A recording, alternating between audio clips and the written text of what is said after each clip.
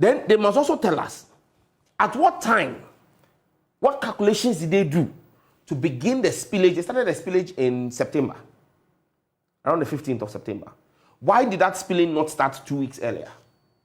Why do you think it should have started 2 weeks earlier? Because if you had started it earlier, you would have been spilling out in a controlled measure over a longer period of time. What caused this flooding in Mepe? They have explained that they were interacting with members of the communities. They had to get people in the know and all of that. That takes time, doesn't it? See, that thing is an insult to all of us. And I don't want to insult them. Else I would have insulted them in Ghana. Please don't.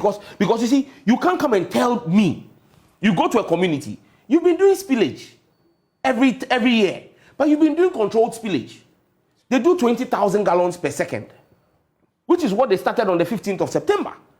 And so if you are doing 20,000 gallons, and the people know that when you normally spill, this is what the effect is, and you knew that you were going to move from 20,000 to 50,000 to 100,000 gallons per second. Chief, second though, did you tell the people that this is what is going to happen?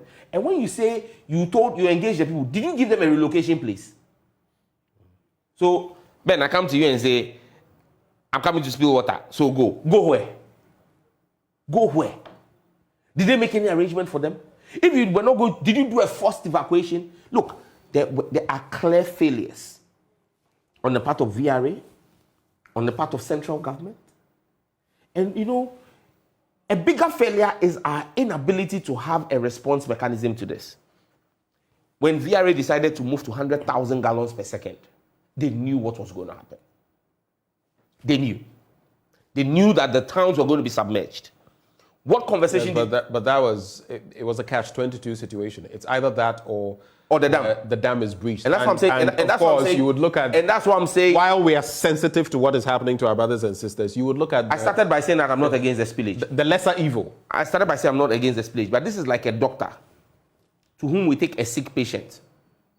When we take a sick patient to the doctor, instead of the doctor, the person has an infection. Ben, the person has an infection.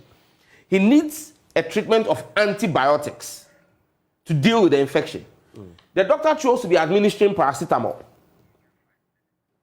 until the infection got so deep that the person is on the point of death. And then he now starts administering a 7-day dose of antibiotics. On day 2, the patient dies. Who killed the patient?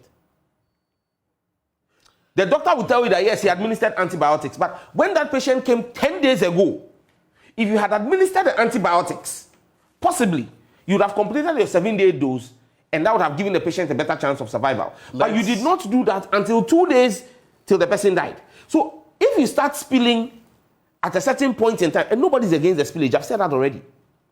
We need to protect the integrity of the dam, yes. But why didn't you start spilling earlier, given the projections and the calculations? And the point on disaster management is that NADMO has been useless. Completely useless. They complain about the fact that they simply don't have the resources to deal with it. Exactly, because we've rendered NADMO useless. How much money do we give to NADMO?